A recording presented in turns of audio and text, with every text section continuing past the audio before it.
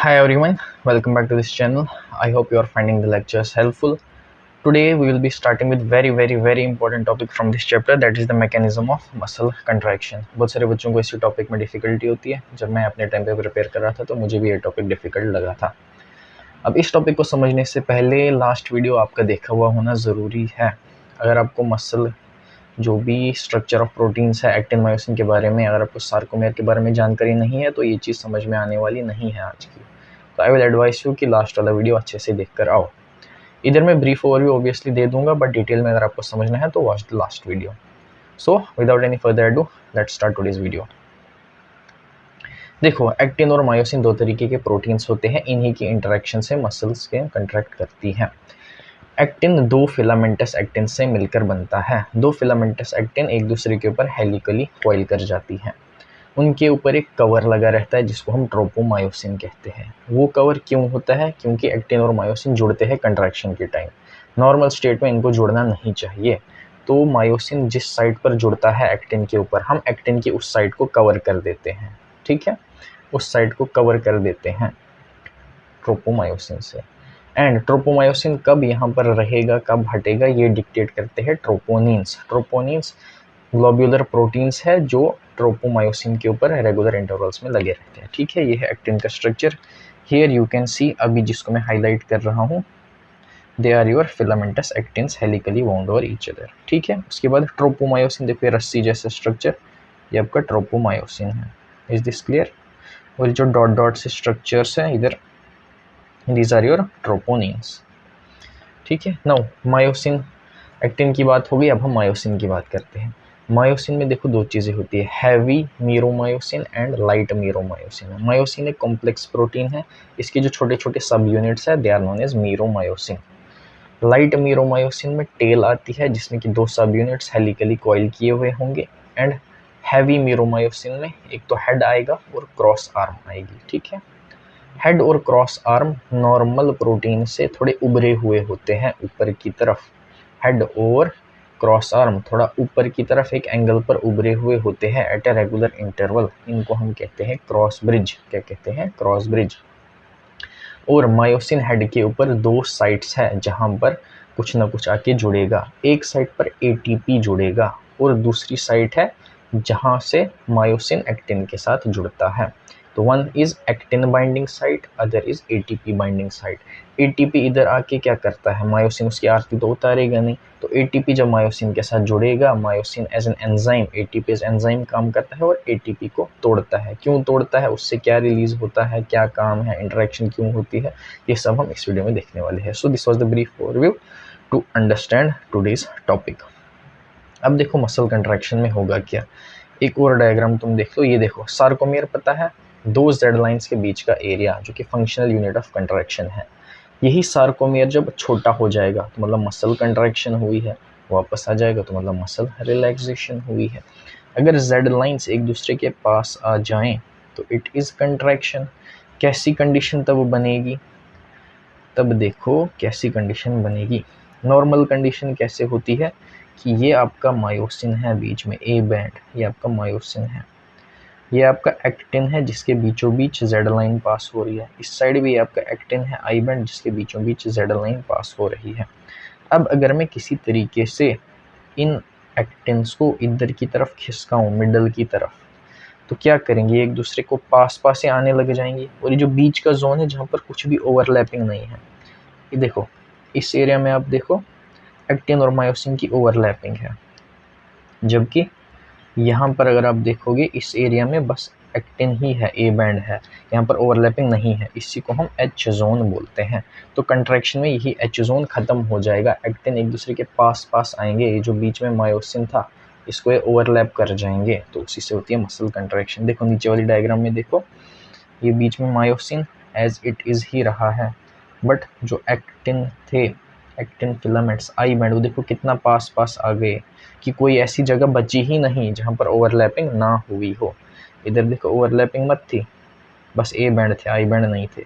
यहाँ देखो I bands भी इतना पास पास आ गए हैं कि कोई जगह बची ही नहीं. तो this is the state of maximal contraction. कैसे ये होती है उसका मैकेनिज्म हम इधर देखने वाले हैं. देखो नॉर्मल स्टेट में क्या है, इस ब्लैक पेन को throughout the lecture myosin वाला बैंड, ए बैंड समझ के रखना, ठीक है। और मेरे हाथों को I will use as I band which is isotropic band. Is this clear?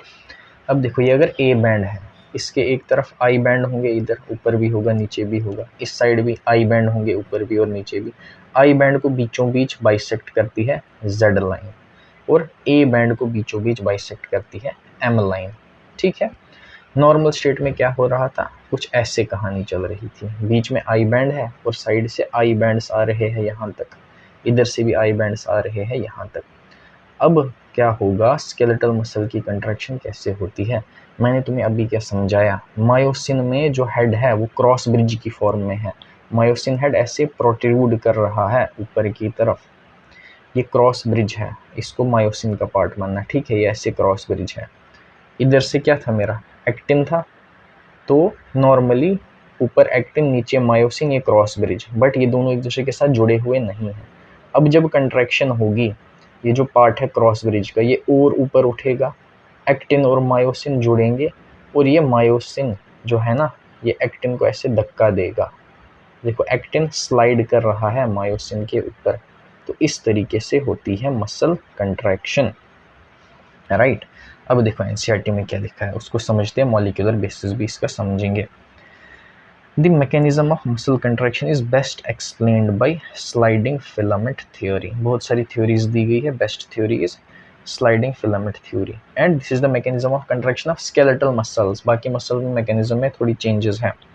This theory states that contraction of muscle fibre takes place by sliding of thin filament over the thick filaments. वही मैंने तुम्हें बताया, thick filament का cross bridge है और ये आपका thin filament है, तो कंट्रैक्शन के time thin filament is sliding over the thick filament. उसकी वजह से क्या हो रहा है, थिन फिलामेंट्स के बीच बीच जेड लाइन थी, तो इमेजिन करो मेरी उंगली के बीच में एक जेड लाइन आ रही है। जब ये ऐसे स्लाइड किया तो जेड लाइन भी तो खिसकी, तो जेड लाइन्स, दो जेड लाइन्स आपस में पास पास आई तो सार्कोमेयर की डिस्टेंस कम हो गई। अब सार्कोमेयर की डिस्टेंस कम हुई, वही तो है मसल कंट्रैक्शन। समझ में आया? देखो ये जो डायग्राम है इसमें तुम देखो, ये जेड लाइन है, तो कंट्रैक्शन के टाइम पर ये वाला कंट्रैक्शन का केस है, जेड लाइन ही तो पास में आई है। इनिशियली ये थी जेड लाइन, अब जेड लाइन इधर की तरफ खिसक चुकी है और सार्कोमेयर की डिस्टेंस कम हो गई। This is your muscle contraction. Yes, now muscle contraction is initiated by a signal which is sent by CNS via a motor neuron। Skeletal muscle का मैकेनिज्म पढ़ रहे, स्केलेटल मसल हमारे काबू में है। मैं चाहता हूँ कि मेरे बाइसेप्स कंट्रैक्ट करें, तो मैं ऐसे करूँगा, बाइसेप्स कंट्रैक्ट हो गए, यू कैन फील यहाँ पे हार्ड मास, अगर आप भी करोगे तो कैसे होता, दिमाग ने सोचा, वहाँ से न्यूरॉन्स ने सिग्नल भेजा, न्यूरॉन्स का कनेक्शन था, फिर इस मसल को बताना था, तो एक पॉइंट आएगा जहाँ पर न्यूरॉन्स मसल को ये सिग्नल देंगे। ये आपका न्यूरॉन है, ये आपका मसल है, जहाँ पर इनका जंक्शन है उसे हम कहते हैं न्यूरो मस्क्यूलर जंक्शन। ये सिग्नल मैसेंजर्स के थ्रू होता है, उनको हम कहते हैं न्यूरो ट्रांसमीटर। क्या कहते हैं? Neuro transmitter. न्यूरो ट्रांसमीटर्स अलग अलग तरीके के हो सकते हैं, मोस्ट कॉमन है एसिटाइल कोलिन। क्या है? एसिटाइल कोलिन, ये हमारे न्यूरोट्रांसमीटर है। ये जब रिलीज होगा तो ये मसल को सिग्नल देगा कि भाई साहब कंट्रैक्शन करनी है। एंड ये जो न्यूरोमस्कुलर जंक्शन है इसको हम मोटर एंड प्लेट भी कहते हैं। क्या कहते हैं? Motor end plate. Muscle contraction is initiated by a signal. Signal किसने भेजा? सीएनएस ने भेजा। किसके थ्रू? मोटर न्यूरॉन के थ्रू। सेंसरी न्यूरॉन भी होता होगा। सेंसरी न्यूरॉन क्या करता है? कोई आपको पिन चुभाएगा हाथ में, आपको पता चला दर्द हुआ, तो वो सिग्नल सेंसरी न्यूरॉन ने भेजा, जो कि सेंसेस में होते हैं। आपके सेंसेस के थ्रू जो भी इंफॉर्मेशन जा रही है वो दिमाग तक सेंसरी न्यूरॉन पहुंचाते हैं, फिर दिमाग ने क्या सिग्नल भेजना है वापस, वो मोटर न्यूरॉन के थ्रू आता है। A motor neuron along with the muscle fibers connected to it constitutes a motor unit. What is a motor unit? Motor neuron plus the muscle fibers which are supplied by this. एक motor neuron जितने भी muscle fibres को supply करता है, तो इस collection को motor neuron plus इसके मसल फाइबर्स को, दोनों को मिलाकर हम मोटर यूनिट कहते हैं। मोटर यूनिट इज, क्या लिखूंगा मैं यहाँ, motor unit is equal to motor neuron plus muscle fibres innervated मतलब सप्लाइड, इनर्वेटेड बाय इट। इन दोनों चीज़ों को मिलाकर हम मोटर यूनिट कहते हैं। The junction between a motor neuron and the sarcolemma of muscle fibre की प्लाज्मा मेम्ब्रेन को ही सार्कोलेमा कहते हैं। दोनों के बीच के जंक्शन को हम न्यूरोमस्क्यूलर जंक्शन कहते हैं। और मोटर एंड प्लेट, वही मैंने तुम्हें बताया, ये न्यूरॉन है, ये मसल है, तो ये मसल की प्लाज्मा मेम्ब्रेन, दोनों के बीच के जंक्शन को न्यूरोमस्क्यूलर जंक्शन और मोटर एंड प्लेट कहते हैं। A neural signal reaching the junction releases a neurotransmitter acetylcholine। इधर न्यूरोट्रांसमीटर रिलीज होगा इस जंक्शन में, जो कि हमारे केस में कौन सा न्यूरोट्रांसमीटर है, एसिटाइलकोलिन। इसकी वजह से मसल सेल में अब एक्शन पोटेंशियल जनरेट होगा। इसका मतलब मसल सेल्स आर एक्साइटेबल। ये हमने फर्स्ट लेक्चर में देखा था। मसल की प्रॉपर्टीज कितनी है, 4, एनसीईआरटी में लिखी है। Excitable, then contractility, then extensibility and elasticity. ये 4 प्रॉपर्टीज होती है मसल फाइबर्स की। ठीक है, मसल फाइबर्स में एक्शन पोटेंशियल जनरेट हुआ। This spreads through the muscle fibre and causes the release of calcium ions. Calcium किधर स्टोर रहते हैं मसल में, सार्कोप्लाज्मिक रेटिकुलम के अंदर। मसल कंट्रैक्शन के लिए क्या हुआ, पहले आपने सोचा, फिर क्या हुआ, सीएनएस से सिग्नल न्यूरॉन्स के थ्रू ट्रैवल किया, फिर एंड वाला न्यूरॉन जो मसल के साथ जुड़ा था उस न्यूरोमस्कुलर जंक्शन पर न्यूरोट्रांसमीटर एसिटाइलकोलिन रिलीज हुआ। उसकी वजह से मसल डिपोलराइज हुआ। अब मसल में जो कैल्शियम स्टोर करके था सार्कोप्लाज्मिक रेटिकुलम में, वो कैल्शियम रिलीज हुआ साइटोप्लाज्म के अंदर। साइटोप्लाज्म बोले तो मसल के केस में उसी को सार्कोप्लाज्म कहते हैं। अब साइटोप्लाज्म में कैल्शियम की लेवल्स बढ़ गई और वो कहाँ जाते हैं, this leads to binding of calcium with a sub unit of troponin. मैंने लास्ट लेक्चर में बताया था ट्रोपोनिन के 3 सब यूनिट्स है, troponin T, troponin I, troponin C. Normally अभी तक कंट्रैक्शन नहीं हो रही थी, तो एक्टिन के ऊपर जो जगह थी मायोसिन के जुड़ने की, उसको कवर करके रखा था। इसमें ट्रोपोनिन आई इन्वॉल्व था। अब कंट्रैक्शन करानी है, इस कवर को हटाना पड़ेगा, उसमें ट्रोपोनिन सी इन्वॉल्व है। कैल्शियम की लेवल बढ़ती है तो ट्रोपोनिन सी उस कवर को हटवाता है ताकि अब एक्टिन और मायोसिन जुड़ पाएं। ए सब यूनिट ऑफ ट्रोपोनिन बोले तो troponin C. This leads to binding of calcium with a sub unit of troponin on actin filaments and thereby removes the masking of active sites for myosin. Myosin के लिए जो जगह थी यहाँ पर जिस पर कवर लगा हुआ था, कैल्शियम लेवल बढ़ने से ये कवर हट गया ताकि यहाँ पर जो जगह है जो मायोसिन के साथ जुड़ेगी वो एक्सपोज हो जाए। Utilising the energy from ATP hydrolysis, the myosin head now binds to the exposed active sites on actin to form a cross bridge. Myosin का जो हेड था उसमें मैंने क्या कहा, एक्टिन के जुड़ने की जगह है और एटीपी के जुड़ने की जगह है। यहाँ पर एटीपी लगा हुआ था, इधर का कवर हमने हटा दिया। अब एटीपी टूटेगा, क्यों टूटेगा, क्योंकि head acts as an enzyme. इसने एटीपी को तोड़ दिया into ADP and a phosphate group. जैसे ही ये टूटा, इस टूटने की वजह से जो मायोसिन का हेड था ये इधर जुड़ गया एक्टिन के साथ। अब दोनों के बीच में एक जंक्शन बन गया, इसको हम कहते हैं क्रॉस ब्रिज बन गया। क्रॉस ब्रिज कब बना, जब इधर का कवर हटा, यहाँ पर जो एटीपी लगा था वो टूट गया तो क्रॉस ब्रिज बन गया। ठीक है, this pulls the attached actin filaments towards the centre of A band.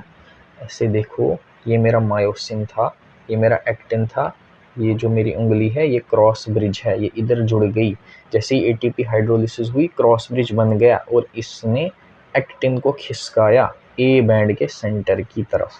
किधर, ए बैंड के सेंटर की तरफ खिसका दिया। The Z line attached to these actins are also pulled inwards whereby causing a shortening of sarcomere, that is contraction हो गई। अब क्या हुआ, जब ये क्रॉस ब्रिज ने ऐसे मूव कराया, मेरी ये जो एक्टिन है ना, एक्टिन के बीचों में एक जेड लाइन होती है। ये जो मेरा जंक्शन है यहाँ से समझ लो आप ऐसे जेड लाइन पास हो रही है और फील करना ये जंक्शन किधर की तरफ जा रहा है। अब ये जंक्शन किधर है, एट द लेवल ऑफ मेरे फेस के एंड की लेवल पे है ये जंक्शन। जब कंट्रैक्शन हुई तो ऐसे हुआ, देखो ये जंक्शन किधर आ गया, मेरी नोज़ की लेवल पर। तो ये ए बैंड के सेंटर की तरफ मूव कर रहा है। वो जंक्शन क्या थी, जेड लाइन। तो क्रॉस ब्रिज जब बना, एक्टिन ने जब खिसका मायोसिन के ऊपर, तो जेड लाइन भी अंदर की तरफ मूव कर गई। अब एक जेड लाइन से दूसरे जेड लाइन की दूरी ही तो सार्कोमियर था, जेड लाइन अंदर चली गई तो सार्कोमियर छोटा हो गया, उसी को तो कंट्रैक्शन कहते हैं। इधर आप देखोगे जब आप ऐसे करोगे तो ये जो मसल इतने में फैला था ये इधर तक पहुंच गया, यही तो कंट्रैक्शन है। इसी में तो सारी जेड लाइंस पास पास आ गई, यही तो आपकी कंट्रैक्शन है, और यही मैकेनिज्म है at the level of sarcomere. It is clear from the above steps that during shortening of muscle, that is during contraction, the I bands get reduced whereas A bands retain their length। ये A band था, इसमें कोई फर्क नहीं आया, इसका just cross bridge I band को हिला रहा है। A बैंड अपनी जगह पर है, A बैंड का कुछ नहीं हो रहा है, the length of A band is constant, लेकिन जो I बैंड है वो खिसक रहा है, the distance between two Z lines is reducing. The myosin releasing the ADP and phosphate goes back to its relaxed state and a new ATP binds and the cross bridge is broken।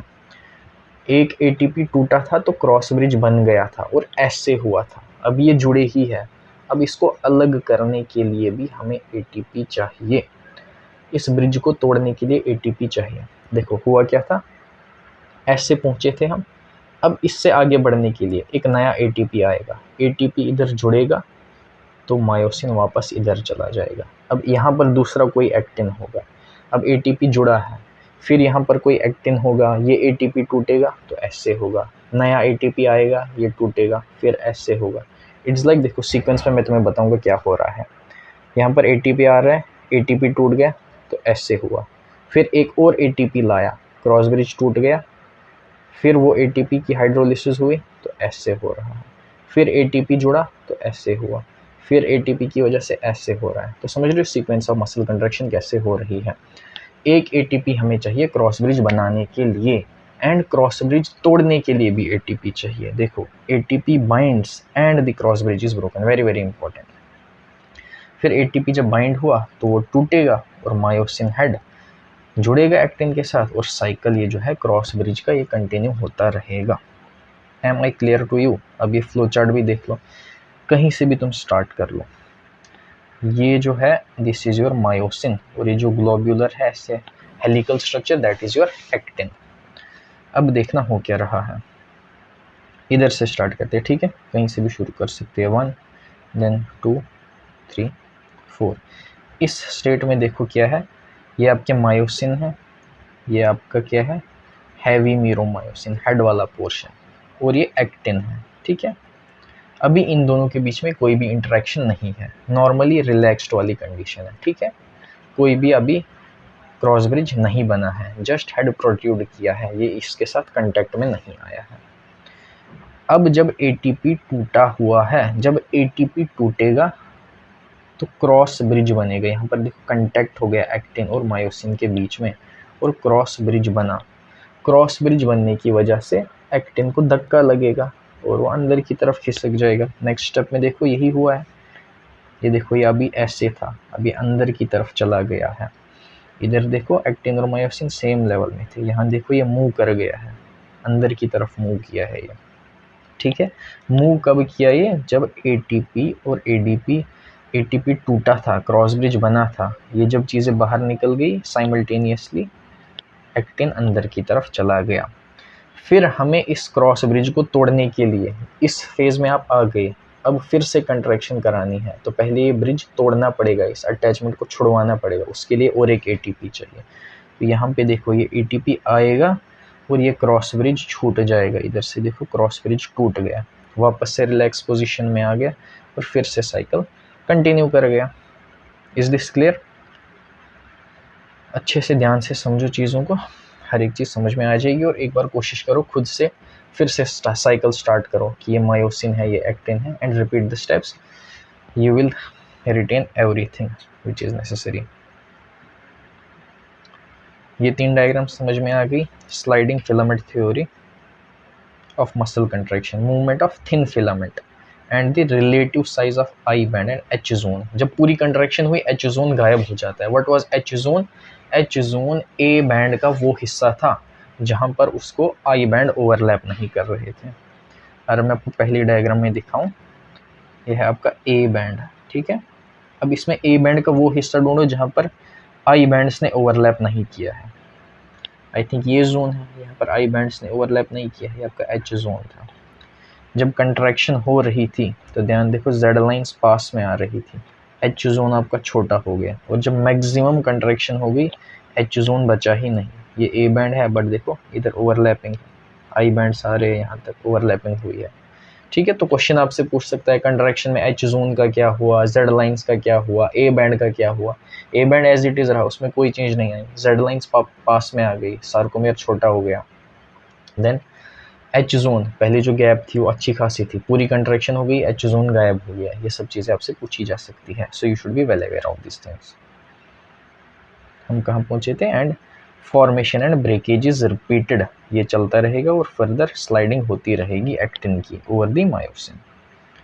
This process continues till the calcium ions are pumped back to the sarcoplasmic cisternae resulting in masking of actin filaments. याद करो कहानी कहाँ से शुरू हुई थी. अंदर जो सार्कोप्लाज्मिक रेटिकुलम में कैल्शियम था वो रिलीज हुआ था साइटोप्लाज्म में. उस कैल्शियम के बढ़ने की वजह से कैल्शियम ट्रोपोनिन के ऊपर जुड़ा, उसकी वजह से ट्रोपोमायोसिन नाम का कवर हट गया और एक्टिन और मायोसिन जुड़ पाए थे.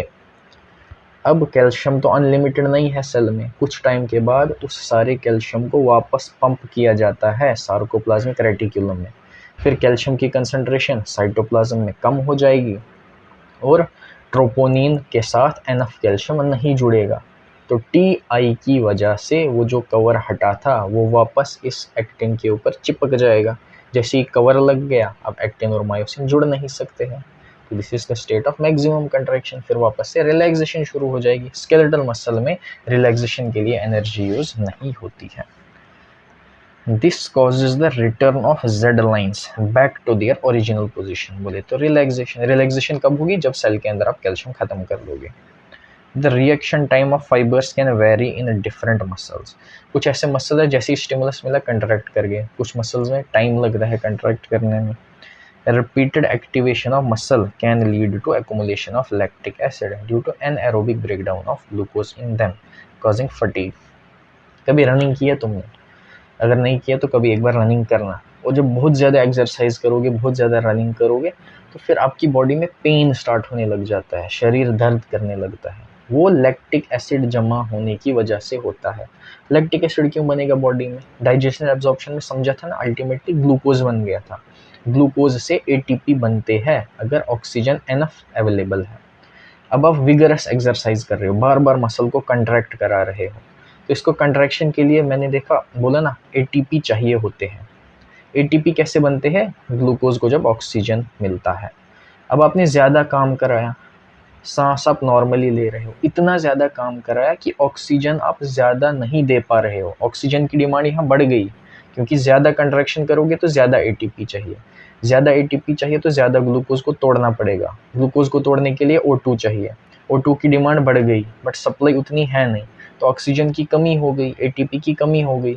अब ग्लूकोज से एटीपी बनने चाहिए थे लेकिन ऑक्सीजन की कमी की वजह से ग्लूकोज से बन रहा है लैक्टिक एसिड. यही लैक्टिक एसिड मसल्स में जमा हो जाता है जिसकी वजह से पेन होती है, क्रैम्प्स हो जाते हैं. Is this clear? यही लाइन इसने यहाँ पर कही है कि बार बार कंट्रैक्शन की वजह से लैक्टिक एसिड एक्युमुलेट हो जाएगा ड्यू टू एनएरोबिक ब्रेकडाउन, क्योंकि ऑक्सीजन ज़्यादा था नहीं, तो विदाउट ऑक्सीजन ग्लूकोज टूटेगा तो लैक्टिक एसिड बनेगा. मसल कंटेन्स, मसल के अंदर देखो ब्लड में हीमोग्लोबिन था, इसी तरीके से मसल में एक कॉम्प्लेक्स प्रोटीन होता है मायोग्लोबिन. मायोग्लोबिन में भी रेड कलर दिखता है हमें क्योंकि इसमें भी आयरन प्रेजेंट है, वो भी ऑक्सीजन के साथ जुड़ता है. ठीक है. अब जिन मसल्स में ज़्यादा मायोग्लोबिन है वो हमें ज़्यादा रेड दिखेंगे, उन्हें हम रेड फाइबर कहते हैं. अब ज़्यादा ऑक्सीजन है उनमें तो ज़्यादा एरोबिक रेस्पिरेशन होगी. ये सब चीज़ें माइटोकॉन्ड्रिया में होती है, जो ब्रेकडाउन है एटीपी बनाने की प्रोसेस. तो रेड फाइबर्स में मोर नंबर ऑफ माइटोकॉन्ड्रिया होंगे and they will be more aerobic, more oxygen utilisation. जबकि ऑन द अदर हैंड कुछ मसल्स हैं जिनमें ज़्यादा मायोग्लोबिन नहीं है। Myoglobin was giving red colour, तो उसकी मायोग्लोबिन कम हो गया तो मसल्स विल बी वाइटिश और पेल इन कलर। सिमिलरली उनमें ऑक्सीजन ज़्यादा नहीं होगा तो उनमें लेस नंबर ऑफ माइटोकॉन्ड्रिया होंगे, but they have high number of sarcoplasmic reticulum. You should remember this, ठीक है। उनको हम कहते हैं वाइट और पेल टाइप ऑफ फाइबर्स। देखो इधर पढ़ते हैं। Muscles have a red colored oxygen storing pigment known as myoglobin. Myoglobin content is high in some muscles, which gives those muscles reddish appearance. Such muscles are known as red fiber. These muscles also have बहुत अच्छे खासे number में mitochondria होते हैं, क्योंकि ज़्यादा oxygen है muscle के पास तो माइटोकॉन्ड्रिया भी ज़्यादा है, ऑक्सीजन यूज़ करेंगे और ज़्यादा एटीपी बनाएंगे। They utilise this large amount of oxygen ताकि वो ज़्यादा से ज़्यादा एटीपी प्रोड्यूस कर सकें। These muscles therefore can also be called as aerobic muscles because इनमें बहुत ज़्यादा ऑक्सीजन है। दूसरी तरफ कुछ ऐसे मसल है जिनमें बहुत कम मायोग्लोबिन प्रेजेंट है, इसलिए वो हमें पेल कलर के या वाइटिश कलर के दिखते हैं, उन्हें हम वाइट फाइबर कहते हैं। इनमें माइटोकॉन्ड्रिया भी कम रहते हैं बट सार्कोप्लाज्मिक रेटिकुलम हाई है। इनमें एनर्जी के लिए एनएरोबिक प्रोसेस मेन होती है, क्योंकि ऑक्सीजन तो ज़्यादा स्टोर हुआ नहीं है, मायोग्लोबिन कम है। Red fibre versus white fibre, ज़रा बताओ तो डिफरेंसेस क्या क्या होंगी। रेड फाइबर में क्या है, मोर मायोग्लोबिन, वाइट फाइबर्स में लेस मायोग्लोबिन है। रेड फाइबर्स में मोर ऑक्सीजन है, वाइट फाइबर्स में कम ऑक्सीजन है। रेड फाइबर में ज़्यादा माइटोकॉन्ड्रिया है, वाइट फाइबर्स में कम माइटोकॉन्ड्रिया है।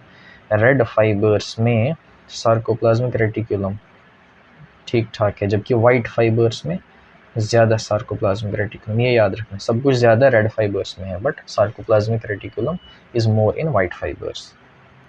Shall we move on to the next topic, skeletal system?